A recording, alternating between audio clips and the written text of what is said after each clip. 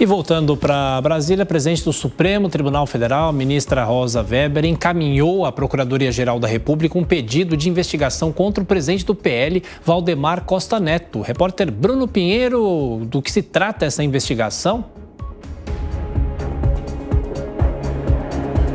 Olha só, Tiago, esse é um rito muito normal, muito comum quando chega no STF encaminhar rapidamente Augusto Aras. Essa é uma representação de Fabiano Contarato, o senador da base do governo Lula, representando então sobre Valdemar Costa Neto, sobre aquela documentação, uma espécie de uma minuta que foi encontrada na residência de Anderson Torres durante uma operação da Polícia Federal. E aí, durante uma entrevista a Valdemar Costa Neto, ele mesmo disse que em várias residências de aliados e interlocutores de Jair Bolsonaro existiam vários documentos da mesma ideia, na mesma linha de uma minuta sobre o resultado das eleições, e que ele recebeu isso inclusive de advogados que esperavam que alguma coisa fosse feita em relação a essa eleição,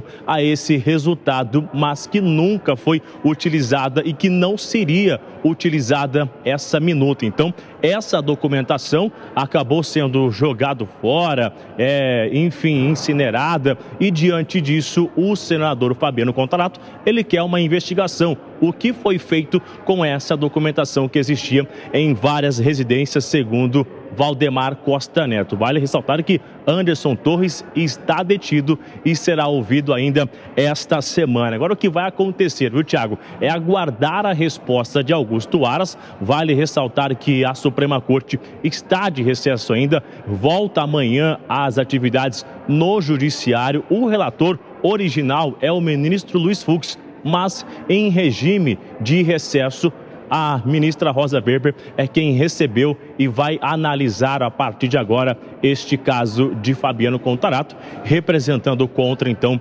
Valdemar Costa Neto, que inclusive ontem no jantar, Tiago, Valdemar voltou a falar que estava muito feliz, que nunca imaginou conseguir eleger os senadores e deputados a maior bancada neste momento, e que ele vai continuar essa reconstrução, recuperando os valores. Então agora é esperar a resposta de Augusto Aras e, como eu disse, é um rito muito normal chegar na Suprema Corte e encaminhar Augusto Aras, que agora vai responder após analisar este caso. Tiago. Sim, Bruno Pinheiro de Brasília, até já, gerando os nossos comentaristas, Diogo Schelp. Um minuto, por favor, Schelp. E em relação a essa decisão, a PGR, a partir de agora, deve investigar ainda os efeitos desta polêmica minuta, hein?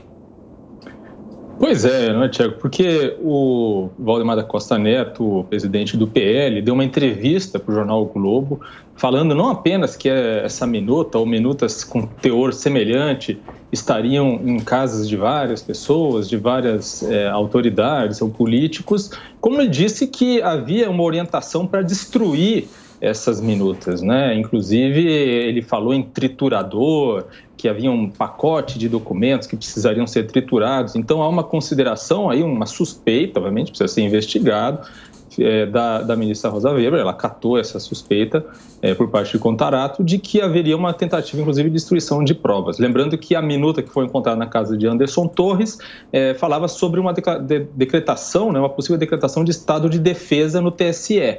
Era uma minuta, obviamente, com intenções golpistas. Kobayashi, em um minuto também, por favor, falou mais do que devia o presidente do PL, agora a PGR deve aceitar essa investigação? Não deve aceitar essa investigação. Há quem diga ainda que não há perseguição.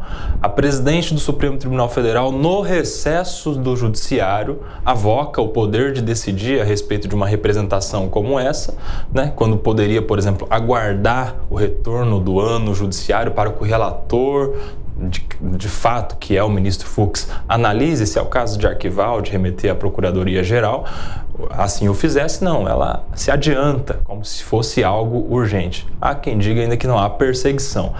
Não há nenhum tipo de crime nessa minuta em relação ao Valdemar da Costa Neto, por exemplo, porque ainda que haja uma minuta com teor, sim, golpista, atos preparatórios no direito brasileiro não são puníveis em regra. Você pode até se preparar para um crime, mas se você não iniciar os atos executórios, não há crime. Isso é o que a gente vê no caminho do crime, né? No iter criminis. Então, pode provar uma intenção, ainda que desprezível, não é criminalmente punível.